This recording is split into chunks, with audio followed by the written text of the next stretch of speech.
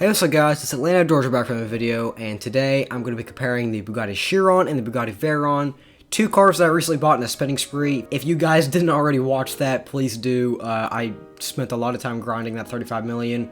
I actually bought all of those cars, not just for the sake of owning them, but to give you guys videos like these, because a lot of people have been asking me to compare two cars, one of which I might not even have.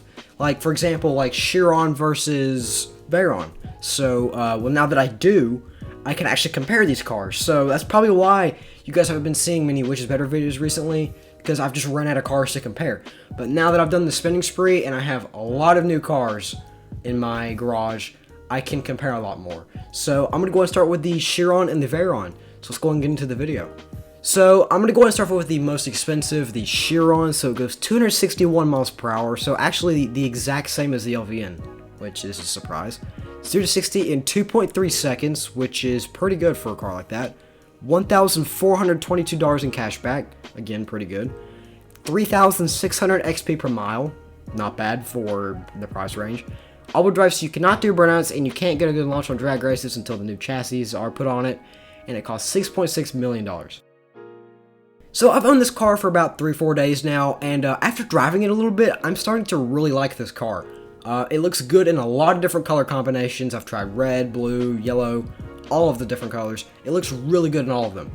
And the handling is not that bad. I was expecting it to be really bad, but it was actually really good. I can see why people could actually prefer it over like a Venom or a Jesko or something like that, because it's really simple. Like, it's a really good car. It's actually kind of shamed on at times. Now, I don't know if this is true or not, but is the wing on the current Chiron still broken? To me, it looks kind of unrealistic. I don't think that's on the actual Chiron. I could be wrong. I'm not a Bugatti geek. I don't really know much about that. But I've been hearing a lot of people say that the wing is wrong, like it's not right. But I haven't really caught on with it, so I don't know. It could possibly be screwed up. You guys can see in the video if you want to. Other than that, though, the Chiron is a really good car. If you guys didn't see how they screwed it up the first time, here's a picture of it, by the way. They screwed up the back of it so bad. I mean, it was horrible. But they revamped it, and it looks a lot better. Some people are still complaining about it. But anyways, stat-wise, this car is really good in stats. It is not a bad car whatsoever. It's a really good car. Alright, now onto the Veyron, the Chiron's predecessor, if that's how you say it. And if I said it wrong, screw me. But anyways, so the Veyron goes 254 miles per hour, so about 6 miles per hour slower. Not that bad. 0 to 60 in 2.6 seconds, so it's 0.3 seconds slower in 0 to 60 than the Chiron. It's older, obviously, that's why it's slower, of course. Gives $1,358 in cash back, so roughly $60 less. Not that big of a deal, but it can add up over time. 2,600 XP instead of 3,600, so it's exactly 1,000 XP less than the Chiron. All-wheel drive, just like the Chiron, so you can't do burnouts and you can't get a good launch on drag races yet, but that might change pretty soon. And it costs $4.59,990. I said that probably wrong.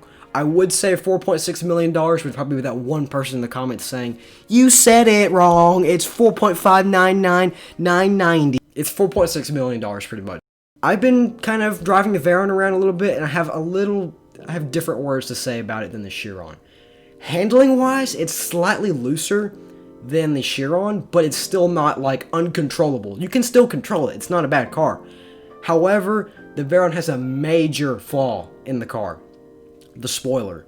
If you crash, if you hit like a tunnel, if you hit the ramp in Nam, Twok, however you say it, if you hit that grass ramp in the Veyron, your wing will fly to space, and when it does that, it causes your car to do some really weird stuff.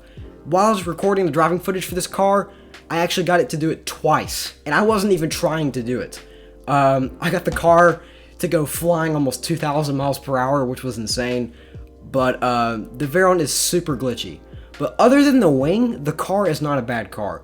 However, the wing could be a huge downside to the car, because if you crash a lot, like if you're in a public server, you're going to be crashing a lot. Like, it's just how it goes. And when you crash, the wing is going to go just berserk. So if you want a more stable car, you should probably get like Chiron over the Veyron. But other than the wing, the stats are not that bad.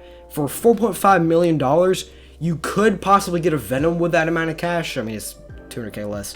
But the Veyron is not a bad car whatsoever. So I'm going to go ahead and say this now. Which one should you get? Between these two, I would definitely say get a Chiron. Simply because I'm more stable than the Veyron, of course. The stats are better because obviously it's more expensive. In my opinion, I like the look of it better, but the wing might be wrong, so I don't want to say, oh, it looks amazing, and then I just get bombarded in the comments section. I don't know how the back wing's supposed to be, so if you guys could just kind of verify if it's screwed up or not, please let me know, because I don't know if it is or not. I mean, it looks kind of weird, but other than that, the car looks great.